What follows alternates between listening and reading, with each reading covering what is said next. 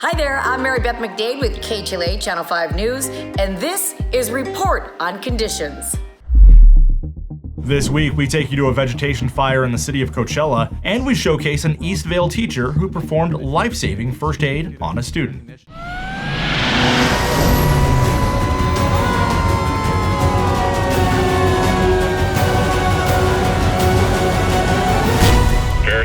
Engine 1 with report on conditions. Hi, I'm Rob Rosine, and thank you for joining CAL FIRE Riverside County Fire Department's Report on Conditions. Last week, from May 8th to May 14th, our firefighters responded to 3,711 calls for service. This included 2,879 medical emergencies and 104 fire-related calls. Of the fire calls, 24 were vegetation fires and 21 were structure fires. Let's check out a few highlighted incidents from the past week. On Tuesday, May 9th at approximately 6:30 a.m., firefighters were dispatched to multiple reports of a residential structure fire at the 34,900 block of Palba Road in the unincorporated area of Temecula. The first arriving engine confirmed a single-story structure that was well involved with active fire. After just over an hour, firefighters contained the flames to the structure and 2 patients were transported to a local hospital by ground with minor injuries. Firefighters were on scene for about 4 hours performing heavy overhaul, and the American Red Cross was called to assist 2 displaced residents. In the early morning hours of Thursday, May 11th, firefighters were dispatched to a reported vegetation fire at the 45,000 block of Dillon Road in the city of Coachella. The first on-scene engine reported a grove of 20 palm trees burning. Fortunately, firefighters were able to contain the fire to the grove of trees, but remained committed for over 8 hours due to heavy dry material burning on the ground and fronds burning at the top of the trees. There were no firefighter or civilian injuries reported. At around 10 a.m. on Saturday, May 13th, firefighters responded to a reported outbuilding on fire at the 33,000 block of Catlin Avenue in Winchester. When firefighters arrived, they reported a fully involved 2-story barn that had been converted into a living quarters. After about 45 minutes, resources were able to contain the fire to the building of origin and remained on scene for 2 hours to complete overhaul and mop-up. Thankfully, there were no injuries reported to civilians or firefighters. On Saturday, May 13th at around 2 p.m., firefighters responded to multiple reports of a residential structure fire at the 25,000 block of Spring Street in the unincorporated area of Lake Elsinore. Upon arrival, the engine company officer reported an exterior fire on the property that was threatening a nearby structure and multiple greenhouses. Firefighters were able to contain the fire to 1 outbuilding, 10 greenhouses, and 1 acre of vegetation within the property lines. 1 patient was evaluated by paramedics on scene, but declined further care or transportation. 1 firefighter was transported to an area hospital in stable condition for treatment of non-life-threatening injuries. In the early morning hours of Sunday, May 14th, firefighters responded to a reported house on fire at the 47,700 block of Mirage Way in the city of Indio. Fortunately, firefighters were able to contain the fire to the garage within 20 minutes and kept it from spreading to the rest of the structure. The residents were displaced due to extensive smoke damage and were assisted by the American Red Cross. There were no injuries to firefighters or civilians reported.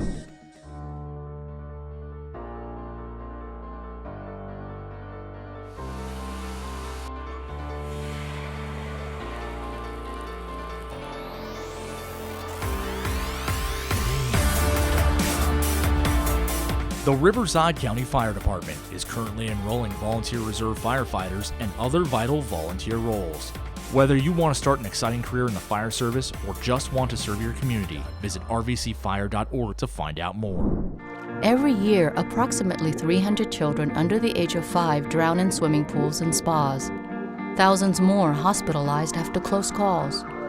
Every single one of these deaths and injuries is preventable. Simple steps save lives. And not just 1 or 2 steps, but multiple ones must be taken at all times to ensure safety around pools and spas. That's what we mean by pool safely. So always apply as many of the following simple steps as possible, because you never know which safety step will save a life, until it does.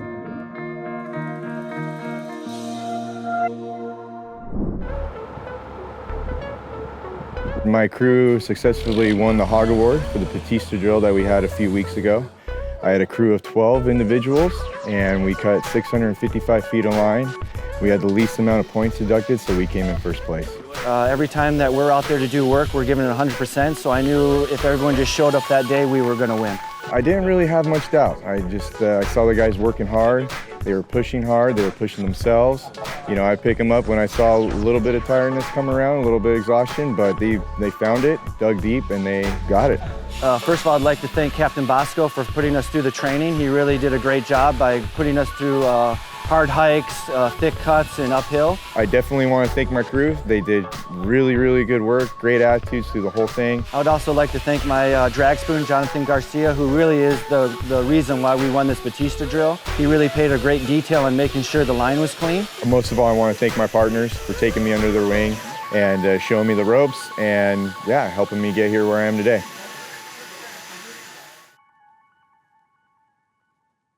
We were here to recognize Mickey Torres for her life-saving efforts. She saved one of her students in her classroom from an obstructed airway.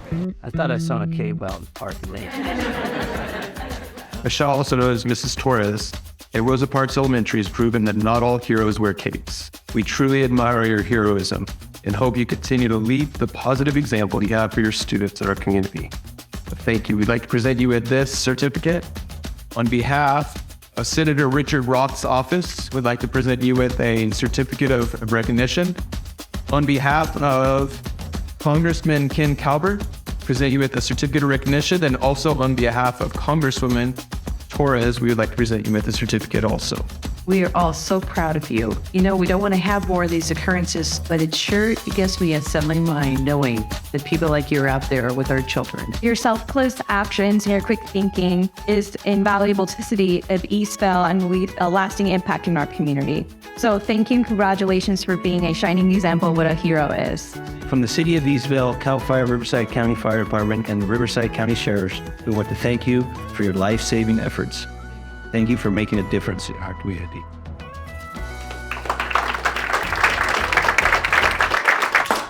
Most of the time there's an emergency, first responders are getting the recognition for that and going in and saving people's life. Well, this is different, so I think it's important to get that message out to other people in the community that they can do the same thing. And if they have that basic training, they could save someone's life as well. So I think it's an important story to get out there for people to understand the importance of basic life support training. That's going to do it for this week's Report on Conditions. Be sure to follow us at CAL FIRE RRU on Twitter, Instagram, and Facebook to stay up to date on incidents as they happen. Did you capture any pictures or videos of our firefighters in action? If so, please send those our way at rrupio@fire.ca.gov. On behalf of your CAL FIRE Riverside County Fire Department Public Affairs and Community Education Bureau, I'm Rob Racine. Thanks for watching.